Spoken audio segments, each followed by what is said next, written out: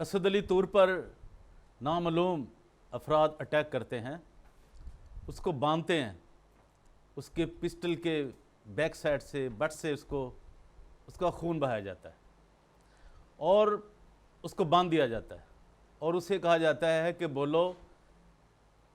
ISI जिंदाबाद, पाकिस्तान जिंदाबाद, हिंदुस्तान मुर्दाबाद, अफ़गानिस्तान मुर्दाबाद, इसराइल मुर्दाबाद।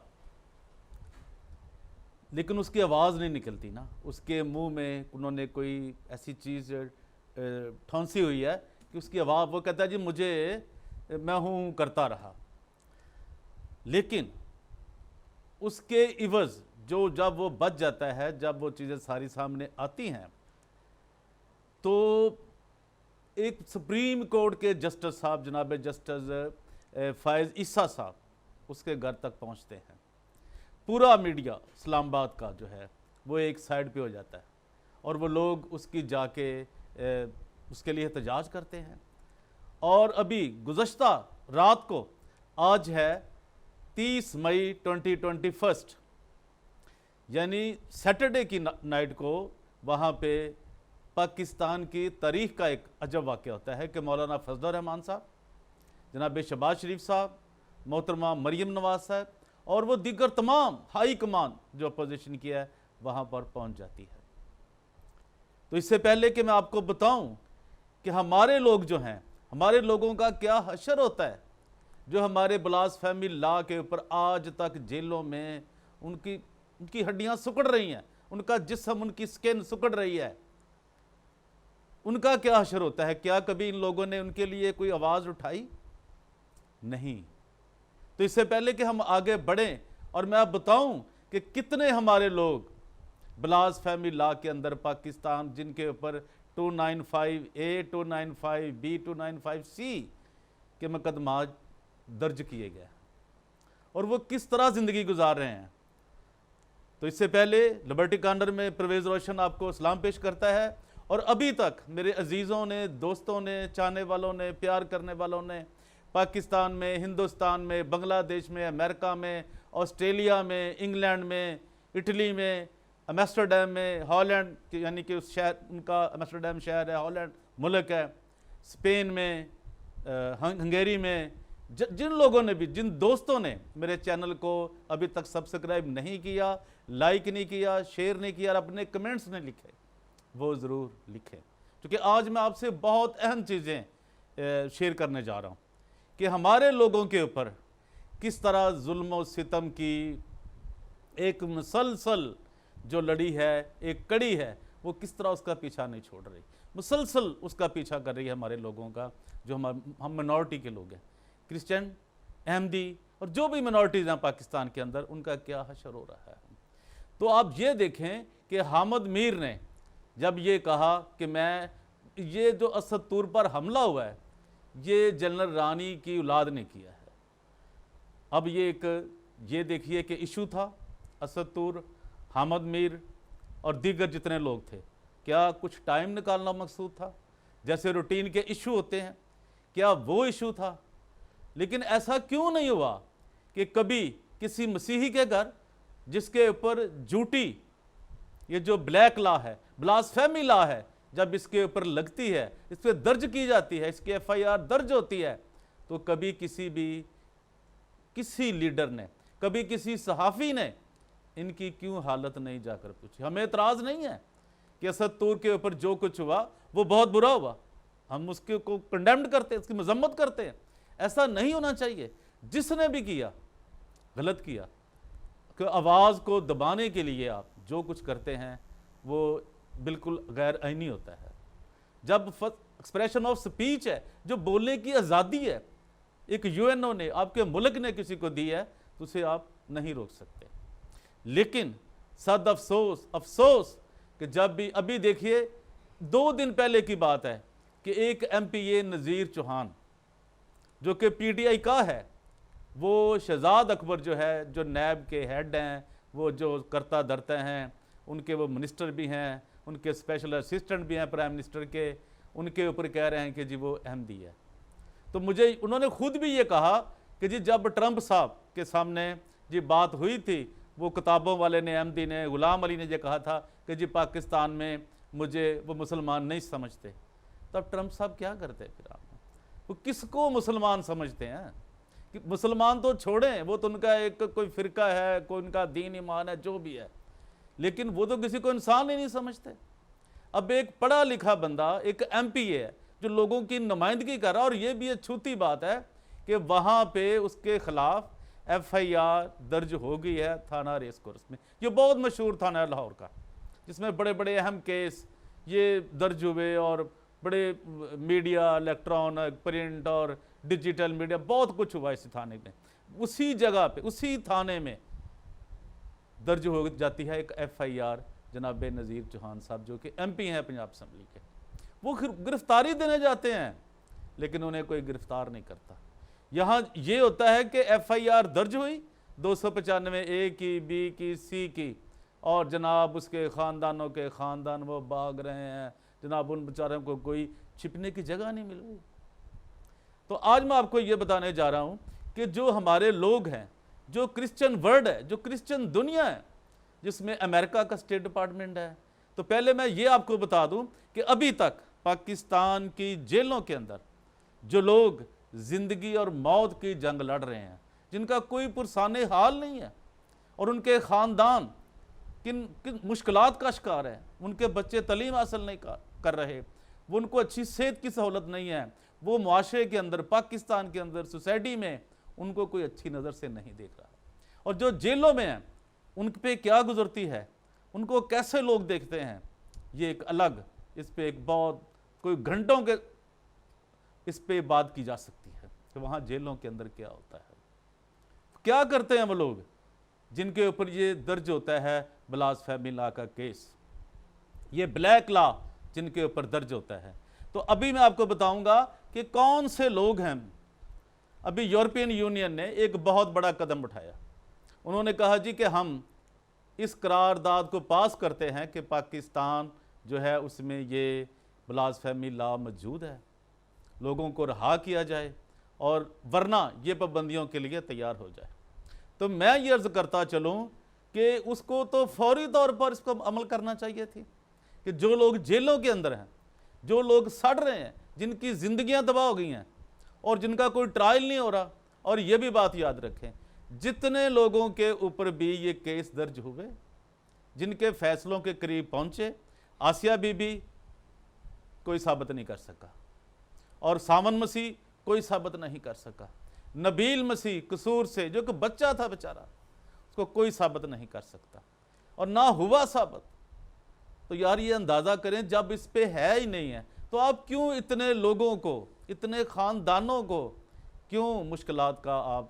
में डाल रहे हैं? क्या आपको खुदा का खौफ नहीं है? क्या कोई आइन नहीं है? अब जो सुप्रीम कोर्ट के जज हैं, क्या वो ये सोचते नहीं हैं कि लोगों को क्यों जेलों के अंदर बंद कर रखा है? तो पहले मैं आपको वो लिस्ट बताना चाहता हूं कि अभी तक कौन से लोग जो हैं, जो मेरी लिस्ट मेरे पास आई है, जो मेरे पास मौजूद है, जो मैं जानता हूं कि जो लोग वहां पे अंदर पिस रहे हैं, मैं उनके आपको नाम बताना चाहता हूं कि, और उनके लिए दुआ करें जहां तक मेरी आवाज़ जा रही है। और ये जो मेरी वीडियो है, मेरा वीलॉग है, आप दुनिया की हर एम्बेसी को भेजें, यूरोपियन यूनियन को हर बंदा ये भेजे,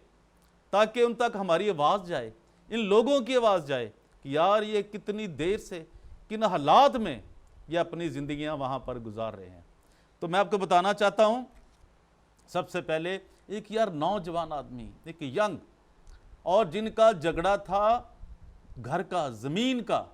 ज़ाती रंजश एक मुसलमान के साथ, ये माचिस फैक्ट्री में शदरे में। आप ये अंदाज़ा करें कि उसने ये किस तरह उनसे बदला लिया और कैसे उन पे ये झूठा मुकदमा दर्ज करवाया, और आज वो एक नौजवान अपने बीवी बच्चों से, ख़ानदान से कट के, और वो जो उन पे बीत रही है वो तो बेचारा अंदर बैठा है, जो उस पर बीत रही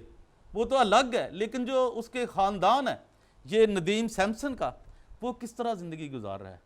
तो सबसे पहले मैं बताता चलूँ कि नदीम सैमसन है, ये भी 295, इन पे भी सारी लगा दी गई, 295 भी, 295 ए भी, बी भी, सी भी, और 298 और बी भी। यार ये कुछ मैं बताऊंगा आगे जाके आपको सारी FIR की, इसकी कुछ अहम शवाहद मैं आपको पढ़ के सुनाऊंगा। उसके बाद आती हैं जी मिसिज शगुफ्ता कौसर, जिन्होंने सिर्फ एक मैसेज, जिनके गलती हुई ही नहीं, किसने दिया किसने भेजा वो उनको मसूल हो गया, और फिर उन पे आज तक वो जेल की सलाखों में वहाँ पर बैठे हुए हैं और सड़ रहे हैं, उनकी ज़िंदगियाँ बर्बाद हो रही हैं। शगुफ्ता कौसर, और फिर शफकत इमानुएल जो उसका खामद है, शफकत इमानुएल, फिर नुमान असगर, फिर सनी मुश्ताक, अशफाक मसीह, आसफ परवेज़, पतरस मसीह, जफ़र भट्टी, कैसर अयूब, अमून अयूब, हमायूं फैसल, यकूब बशीर, नदीम जेम्स, शहजाद मसीह, आसफ स्टीफ़न मसीह, सलीम मसीह, शहबाज मसीह, अनवर मसीह और सुहेल मसीह। ये वो लोग हैं जिन्होंने कुछ भी नहीं किया, ना इस्लाम के ख़िलाफ़ ना इस्लाम के नबी के ख़िलाफ़, लेकिन उन किसी की जायदाद हथियाने के लिए, किसी को नीचा दिखाने के लिए, किसी पे रोब डालने के लिए कि तू मेरे आगे से, तुमने बदतमीजी क्यों की, तू मेरे आगे खड़ा क्यों हो गया, ये इसके सिवा कुछ भी नहीं है। तुमने पानी क्यों पी लिया है, तूने फालसा क्यों खा लिया है इस बाग से, तूने पानी क्यों पी लिया हमारे बर्तन में। तो ये है वो जुर्म, और ये वो उस माशरे की, आप अंदाज़ा लगाएं कितना वो माशरा एक गिरावट का शिकार है यार। ये उनको किसी की इंसानियत का नहीं पता कि इंसान क्या होते हैं। तो मैं दरख्वास्त करता हूँ पूरी यूरोपियन पार्लियामेंट से कि वो अपने कवानीन के मुताबिक जो उन्होंने पेश की है करारदाद, उसके मुताबिक, और जो उन्होंने हौसला दिया है जो लोग जेलों में हैं, कि उनके लिए मैं उनसे दरख्वास्त करता हूँ कि फौरी तौर पर नदीम सैमसन को और दिगर तमाम लोगों को, इमानुएल को, शगुफ्ता को, उनको फौरी तौर पर जो मैंने नाम पढ़े हैं और उनके ख़ानदानों समेत, मैं ये नहीं कहता कि सिर्फ उनको, चूँकि उनको वहाँ माशरा कबूल नहीं करेगा, अब उनको वहाँ पे माशरा रहने नहीं देगा, जिस नफ़रत से उनको देखेगा, कोई काम नहीं देगा उनको, वो कहीं जॉब नहीं कर सकते, वो कुछ भी नहीं कर सकते। तो फौरी तौर पर वो अपने वादे के मुताबिक यूरोपियन यूनियन पार्लियामेंट जो है वो फौरी तौर पर इन अफराद को जो जेलों में हैं और उनके ख़ानदानों को फौरी तौर पर वो पूरे शेंगन में, यूरोपियन यूनियन में जो उनके ममालिक हैं उनमें वो उनको रीसेटल करें। जिसमें स्पेन में बहुत से घर खाली पड़े हैं, बहुत से उनके पास देहात खाली पड़े हैं, वहाँ लोग ही नहीं हैं, वो बुज़ुर्ग हैं वहाँ पे, तो वहाँ उनको भेज दिया जाए, रीसेटल कर दिया जाए। फ्रांस में बहुत से लोगों को, और ये तो कुछ है ही नहीं, ये 100-150 लोग बनेंगे। तो आप समझें, इसके लिए यूएनओ भी अपना किरदार अदा करे कि वो फौरी तौर पर इन लोगों को, इनके ख़ानदानों को वहाँ से निकालने के लिए अपना किरदार अदा करे ताकि इनकी ज़िंदगियाँ बच सकें। और पाकिस्तान में जिस तरह इस कानून का नाजायज़ फ़ायदा उठाया जा रहा है, मिसयूज़ किया जा रहा है, जितनी जल्दी हो सका, मैं पहले भी दरख्वास्त मैंने की है कि इसको 295 रहने दें, 295 रहने दें, इससे आगे ना इसको करें, ए में भी ना करें, 295 ए भी ना करें। अगर कर भी लेते हैं तो फिर BC को ना छेड़ें, आप अपनी बात भी रख लें, लेकिन गरीबों पे, मजलूमों पे, अकलीतों पे ऐसे जुल्मों से बाज आए। तो मेरी दरख्वास्त है यूनाइटेड स्टेट्स ऑफ अमेरिका के स्टेट डिपार्टमेंट से, जो बाइडेन साहब से मेरी दरख्वास्त है कि वो स्टेट डिपार्टमेंट को आर्डर करें, हुक्म जारी करें कि फौरी तौर पर इन लोगों को जेलों से निकालें। अगर कोई जो यूरोपियन यूनियन पार्लियामेंट है वो उनका कोई प्रोसेस है, कुछ है, लेकिन स्टेट डिपार्टमेंट फौरी तौर पर उनको निकाल सकता है, क्योंकि एक बड़ी ताकत है, बड़ा मुल्क है, और वो मुल्कों से मुल्क उनकी रिक्वेस्ट भी की जा सकती है, उनको दरख्वास्त की जा सकती है, और इस तरीके से तमाम लोगों को जो जेलों के अंदर हैं और उनके ख़ानदान हैं उनको फौरी तौर पे वहाँ से रीसेटल किया जाए। दूसरा मेरी दरख्वास्त ये है स्टेट डिपार्टमेंट से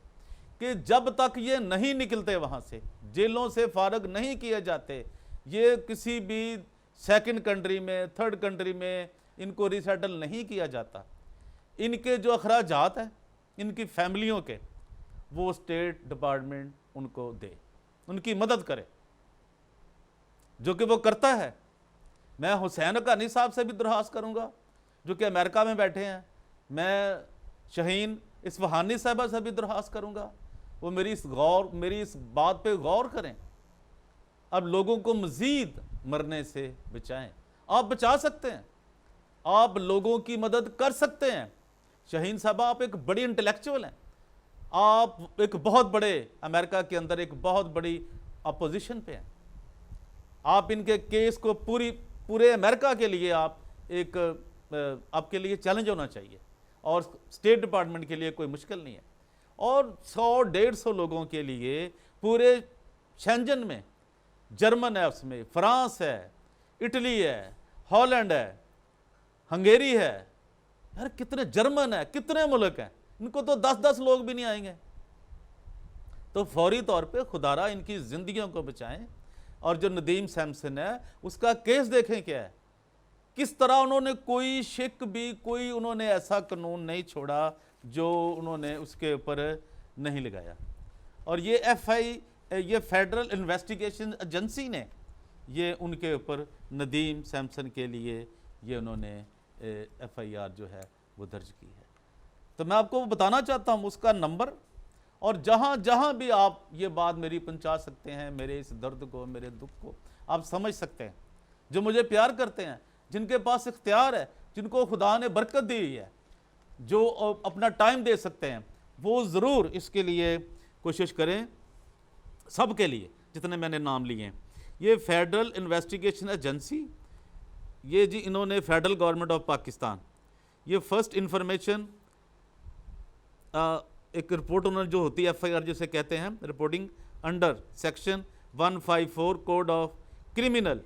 यार देखें प्रोसीजर, ये इन्होंने लगाया है इसके ऊपर। और ये लाहौर में दर्ज होती है जी, और ये होती है 2017 में, और इसका जो नंबर है वो है 123/2017। कोई भी शख्स ऑनलाइन जाकर ये हासिल कर सकता है। जो FIR है जो दर्ज की गई है फेडरल एजेंसी जो कि FIA के अंदर है, गवर्नमेंट ऑफ पाकिस्तान की, उनकी तरफ से। तो ये आप अंदाज़ा करें जो उन्होंने डेट डाली है, रिपोर्टिंग हुई है, ये है 24/11/2017 at 6:30 PM। और ये कौन जो जिसने दर्ज कराई है, उनका झगड़ा है, ज़मीन का झगड़ा है, और वो कोई ब्लास्फेमी दूर दूर का भी उससे कोई तल्लक नहीं है। मगर उन्होंने किस तरह इस शख्स ने अब्दुल हक सन ऑफ, और ये रेजिडेंट ऑफ, ये जिस बंदे ने ये कंप्लेंट की है, जिसने दर्ज कराई है, वो है mister Abdul Haq, resident of Oxford school system, Kamboh street, Kot Shahabuddin, Shahdara, Lahore. यार ये बात आप अंदाज़ा करें, बात अगर आपकी इतने सालों से हल नहीं हुई तो आपने इस बंदे की ज़िंदगी ख़राब कर दी। यार इनकी आपने ज़मीन लेनी थी। आप जानते हैं, पूरी दुनिया जानती है कि आपका इनसे क्या झगड़ा है। कुछ झगड़ा था ही नहीं जिसको आपने एक बनाकर, अदालतें थी, सब कुछ था। जब आप अदालतों पर यकीन करते हैं तो आपको चाहिए था ना कि आप इस तरीके से बात करते। लेकिन जो इनके ऊपर नदीम साहब के ऊपर इन्होंने लगा दिए चार्जेस, वो क्या क्या आइन है, वो 3, 4, 11, 13, 14, 16, 20 और PICA, PECA, PICA Pakistan electronic, ये जो इनकी एक अथॉरिटी है उसके अंतर्गत, जो नई ही अभी तब ही इन्होंने जारी किया था 2016 में R-W 295A, उन्होंने इस कानून के तहत जनाब इस बंदे की ज़िंदगी को, उसके ख़ानदान को तबाह कर दिया।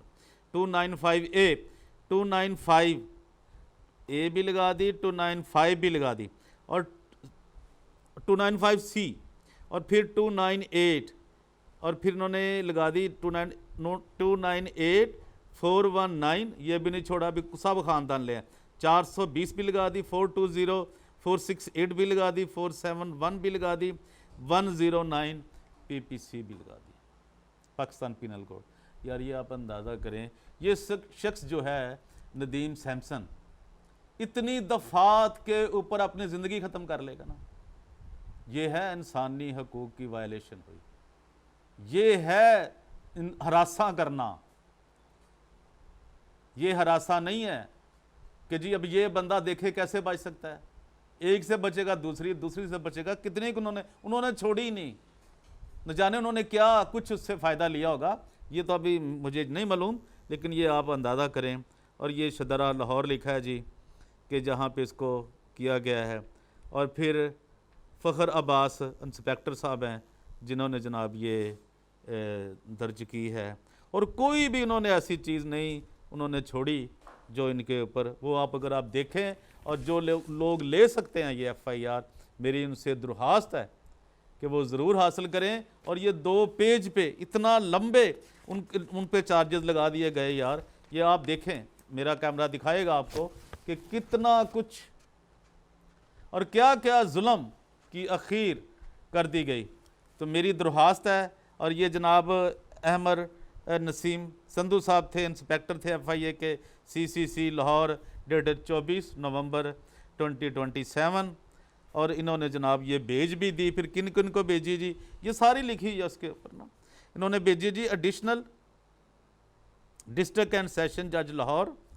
The special magistrate for cyber crime वालों को भेजा। फिर इन्होंने जनाब project director NR3C FIA Islamabad, फिर जनाब director FIA Punjab Lahore, the deputy director FIA CCRO headquarter Islamabad, investigation officer superintendent cyber crime circle FIA Lahore. यार ये अंदाज़ा करें क्या इतना जुर्म उसने कर दिया यार। अब पैसों के लेन देन के चक्कर में, ज़मीन के लेन देन के चक्कर में, उनकी डीलिंग में ये सब कुछ बना के रख दिया। ये होता है मिसयूज़ ब्लास्फेमी लॉ का, कि लोगों को किस तरह, अब बताएं उसको 2017 से उधर है, से 4 साल हो गए हैं जेल के अंदर, और जो दूसरे लोग हैं उनको इससे भी बहुत ज़्यादा हो गए हैं, 2013 से 14 से 12 से जेलों के अंदर सड़ रहे हैं, और कोई उनका पुरसाने हाल नहीं है। कोई मौलाना फजलुर रहमान किसी के घर जाकर कुछ नहीं कर रहा, ना शहबाज शरीफ जा रहा है, क्योंकि उनका कोई मफाद नहीं है। वो तो उधर ही जाएंगे जहां उनको अपनी बात मनवानी है, वो किसी और को दिखाते हैं कि हम क्या कर सकते हैं, हम क्या कर रहे हैं। तो मेरी आपसे दरख्वास्त है कि तमाम दोस्त इन लोगों के लिए जो जेलों में हैं दुआओं में याद रखें, और जो कुछ भी आप कर सकते हैं, मेरी रिक्वेस्ट है, मेरी अपील है, वो इनसे रब्ता करें, इनके ख़ानदानों से रब्ता करें, और अपना किरदार ज़रूर अदा करें। परवेज़ रोशन लिबर्टी कॉर्नर में आपसे इजाज़त चाहता है, और उम्मीद करता है कि अभी तक जिन दोस्तों ने, मेहरबानों ने, मेरे चाहने वालों ने, प्यार करने वालों ने मेरी इस चैनल को सब्सक्राइब नहीं किया, शेयर नहीं किया, लाइक नहीं किया, कमेंट्स नहीं दिए, वो ज़रूर करें। Thank you very much, God bless you all. Thank you for watching my video.